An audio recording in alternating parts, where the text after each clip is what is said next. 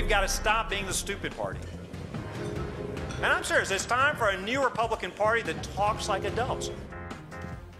Well, if it's Tuesday, it must be the clown car. Clown car Tuesday's upon us, and the candidate who warned Republicans to not be the stupid party there back in 2013, Governor Bobby Jindal of Louisiana, undoubtedly had the most juvenile reaction to the Supreme Court's ruling on same-sex marriage of the 2016 candidates so far. Speaking to a group in Iowa this past Friday, Jindal said there's now, quote, no point of having the Supreme Court at all. So now if we got a court that says we don't care about the meaning of words and we don't care about the Constitution. A reporter asked me about it, and I said kind of flippantly, might as well just get rid of the Supreme Court, save some money. I mean, what's the point? They're not a judicial body anymore. They've become a political body.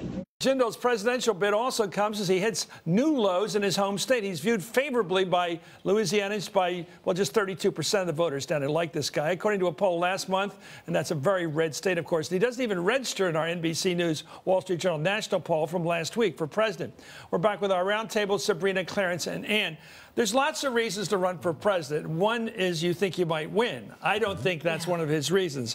What are the other reasons why Bobby Jindal's going to go out there and run? I think cabinet positions is certainly one of them. Because which one do you have your eye on here? HHS. Because he was assistant secretary of HHS. Maybe a potential VP nod, if not now, in the future. I'm just saying, you know, you look for prominence, you look for a sweet contract. What does he bring you as a VP candidate? Anything? Diversity. Oh, not Louisiana. We already got Louisiana. First Indian American governor of the United States, but obviously he's doing very poorly in Louisiana. So do you think he wins in a contest between he and Nikki Haley for that contest of South Asians? I think Nikki might have the head nod on him. Yeah, probably.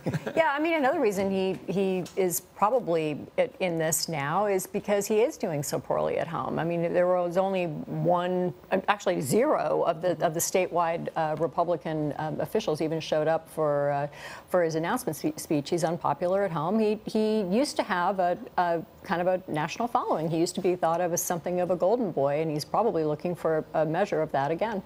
You know, here's some of his statements now. This sort of puts him where he is. The National Rifle Association is the most effective civil rights organization in our country. What do you make of that? Well, that's something the NRA people say. How is it a civil rights? Well, first of all, they are older than the NAACP. However, they were not a civil rights organization until after the Kennedy assassination, JFK, in 1963. And suddenly there was a big push on to go after mail-order rifles, et cetera. Before that, the NRA was always a gun safety organization. Yeah. And wanting gun training, et cetera.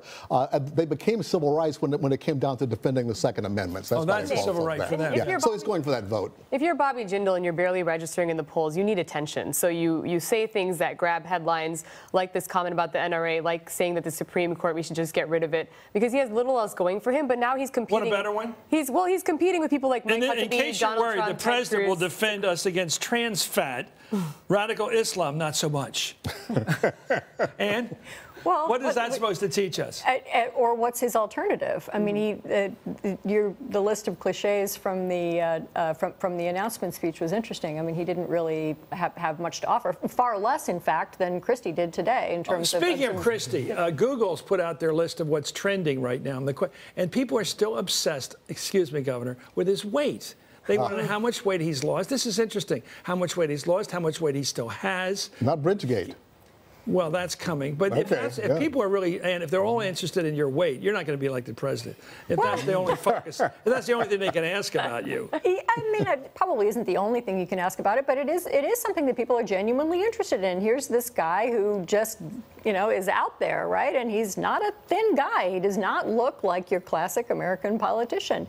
And, you know, he throws himself out there saying, look, this is me. I'm here I am. Well, he was on a weight loss thing, and then he slipped back, which I don't like to talk about that. How about the royal we, where he says, we're working on it? Who are the other people involved? Maybe. He's big enough for three. He said we. He's big enough for free. There, I said it. You wanted me to do that. But I sympathize with him, though. I, too, lost 20 pounds and gained it all back. So now I'm starting again, yes. But I think it's what happened to him, because he did lose weight. You're humble. But he's getting back up again. You're humble. I'm not running for president. Jeb Bush Give me is on a time. diet, too, so it's clear you can't. I'm going to go back and end the show tonight with what I think is a combination of questions, which is, and I want you all to answer this. How do you take sober-minded people who are trying to actually become president? And I include in that group probably Scott Walker. I certainly include Jeb Bush. I include a couple of them other ones who are really seriously running for president. And no, it's a two-step process. You've got to keep the right, grab the center right with your whole heart, and then move over and get the center. You got to get all three to win the presidency, to get 51%. You got to get right, and center. You got to do it. You just have to. Otherwise, you're wasting everybody's time. And then there are people out there for the show. How does it all work together when you're in the same ring, when you've got Donald Trump in the same ring with Jeb Bush?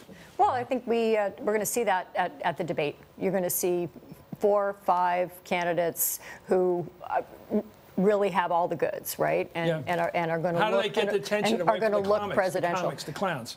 Well, I mean, if they're doing it right, they do it by looking presidential. They do it by having answers. Car starts attacking you? Do you ignore it? Oh no, they can't. They can't always ignore it. I mean, ignore it. Certainly. I mean, a lot of the stuff that is read as an attack on Hillary Clinton now by some of the candidates is really also an attack on Jeb Bush. At some point, he's actually going to have to be. He's attacking Mexicans, and Jeb Bush's wife is a Mexican. How many can he stand there and put up with that? I'm not making this up. This is coming our way. Anyway, Sabrina Siddiqui, thank you. And Clarence Page, so much.